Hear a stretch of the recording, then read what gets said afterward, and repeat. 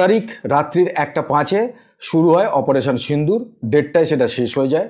25 মিনিটের মধ্যেই কিন্তু যা করার কথা ছিল ভারতের সেটা করে ফেলে। প্র্যাকটিক্যালি এটাকে 7 তারিখ ধরা যেতে পারে, যেহেতু রাত্রি 12টার পরে হয়েছিল। 7 তারিখ বিকেলবেলা প্রেস ব্রিফ দেয় দুই নারী শক্তি, একদিকে সোফিয়া কুরেশি এবং উইং কমান্ডার ভূমিকা সিং। দুই নারী শক্তি যে ব্রিফিং দেয় তাতে দেখানো হয় যে পাকিস্তানের যে সমস্ত জঙ্গি ঘাঁটিগুলোকে নষ্ট করা হয়েছে সেগুলো কেন করা হয়েছে। পাকিস্তান সবাই জানতো যে পাকিস্তান কিছু একটা করবে এবং সেটা করেও। একদিকে এলওসির দিকে 3টে গ্রামে হামলা চালায় এবং তাতে প্রায় 15 জন মতো ভারতীয়ের মৃত্যু হয়।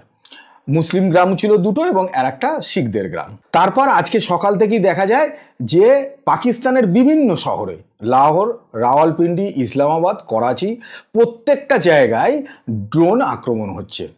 পাকিস্তানের মানুষ চারিদিকে আফরাতাফরি করে দৌড়দৌড়ি করছে, এমনকি পাকিস্তান সেনাও তারাও পালাচ্ছে এবং সবাই আকাশের দিকে তাকিয়ে বসে আছে যে কখন এসে আবার আর একটা ড্রোন পড়ে। এবারে পাকিস্তান বুঝতে পারছিল না, কারণ তাদের তরফ থেকে কোনো রকম বিবৃতি দেওয়া হয়নি যে এটা কারা হামলাটা চালাচ্ছে, টিটিপি চালাচ্ছে নাকি বিএলএ চালাচ্ছে নাকি ভারতই চালাচ্ছে।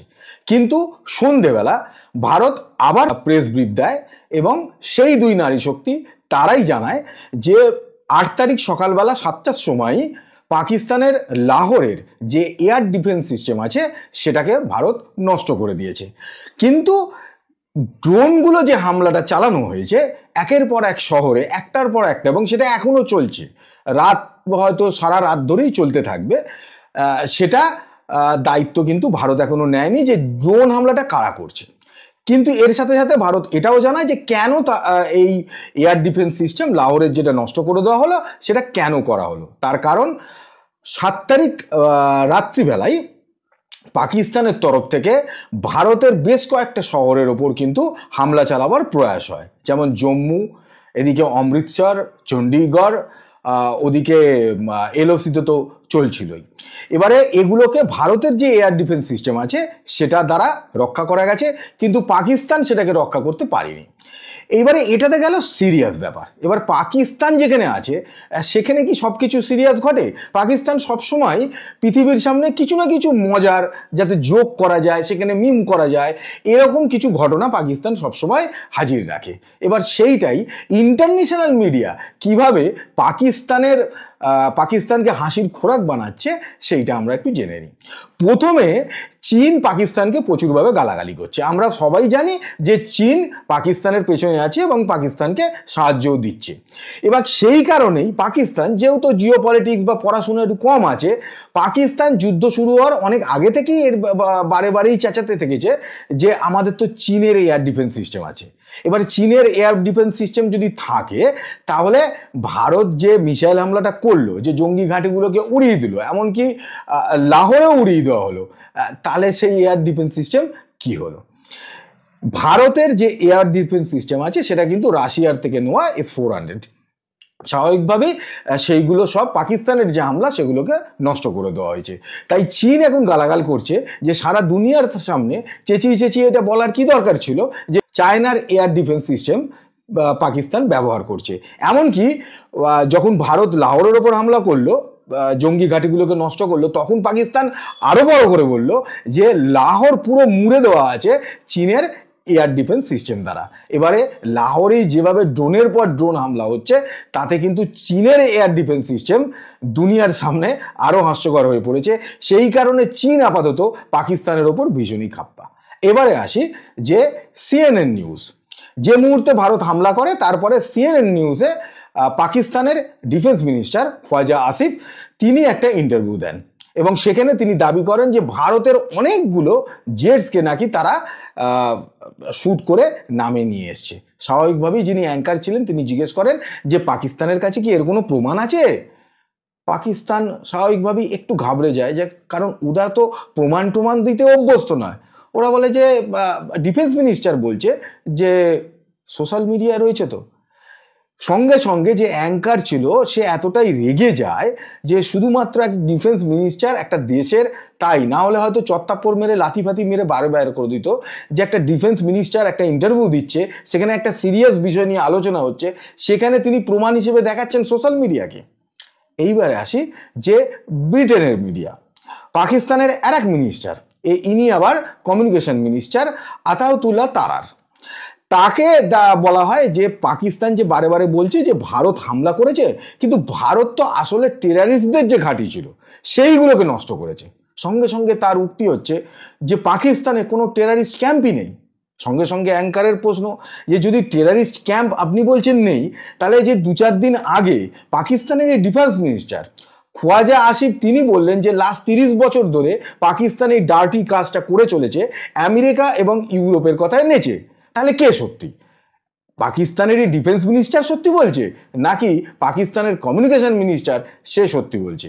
সঙ্গে সঙ্গে সেই আবার একটু মাথা চুলকে চুপ করে থাকা, কারণ নির্লজ্জতার তো কোনো রকম, যারা নির্লজ্জ হয় তাদের কাছে এগুলো খুব একটা কোনো ম্যাটারও করে না। এইবারে আসি ফ্রান্সের কথায়। ফ্রান্স তো আরও খাপ্পা হয়ে গেছে, কারণ পাকিস্তান এটাও দাবি করেছে যে 2খানা রাফাল নাকি তারা শ্যুট আউট করে নামিয়ে নিয়েছে, 2টো রাফালকে তারা নষ্ট করেছে। এবারে রাফাল যেহেতু ভারত কিনেছে ফ্রান্সের থেকে, স্বাভাবিকভাবেই ফ্রান্স তো রাখবেই, কারণ এই যে যুদ্ধগুলো হয় এখানে কিন্তু বিভিন্ন যে বড় বড় দেশ যারা অস্ত্র তৈরি করে এবং সারা পৃথিবীতে বেচে, তাদের কাছে এটা কিন্তু একটা ডেমনস্ট্রেশনের জায়গা যে কার অস্ত্র, কার এয়ার ডিফেন্স সিস্টেম সবচেয়ে ভালো, সেইটা কিন্তু দুনিয়ার সামনে রাখা, যাতে আগামী দিনে বাজারটা ধরা যায়। এবার যেহেতু রাফালকে নামিয়ে নিয়েছে বলেছে, ভারতের কোনো উক্তি দেওয়ার দরকারই পড়েনি, ফ্রান্স সেখানে নেমে পড়েছে যে ভাই পাকিস্তান তোমার যে টেকনোলজি আছে তাইতে তো রাফাল অবধি তোমার পৌঁছবার কথা নয়, তাহলে পরেতে রাফালকে তুমি নামিয়ে আনলে কি করে? আবার পাকিস্তান চুপ। ফলে নির্লজ্জতা পাকিস্তানের চলছেই। তার মধ্যে পাকিস্তান এই মুহূর্তে এতটাই পাগল হয়ে গেছে, এতটাই প্যানিক হয়ে গেছে, কারণ কি করবে বুঝতে পারছে না। অ্যাটাক 4 দিক থেকে হচ্ছে, ওদিকে টিটিপি অ্যাটাক করছে, বিএলএ অ্যাটাক করছে, এদিকে ভারত অ্যাটাক করছে। ফলে পাকিস্তান কি করবে বুঝতে পারছে না। পাকিস্তানের মিলিটারিও পালিয়ে যাচ্ছে এবং সারা দেশের মানুষ তো ছোটাছুটি করছেই। এরই মধ্যে আরও 2টো বক্তব্য। সেই ডিফেন্স মিনিস্টার খোয়াজা আসিফ, তিনি প্রথম যে ভারত অ্যাটাকটা করলো সেই অ্যাটাকের পর কিন্তু বলেছিলেন যে ভারত যদি নেক্সট কোনো আর অ্যাটাক না করে তাহলে পাকিস্তান আর এগোবে না। ভারতও বলেছিল যে ঠিক আছে তুমি এই জায়গায় দাঁড়িয়ে যাও, আমরাও চুপ আছি। কিন্তু পাকিস্তান তো পাকিস্তানি, সকালবেলা বিবৃতি, রাত্রিবেলা অ্যাটাক।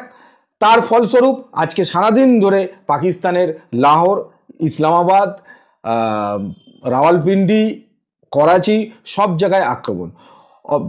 আরও একটা ব্যাপার হচ্ছে যে রাওয়ালপিন্ডি আর ইসলামাবাদ হচ্ছে পাকিস্তানের রাজধানী।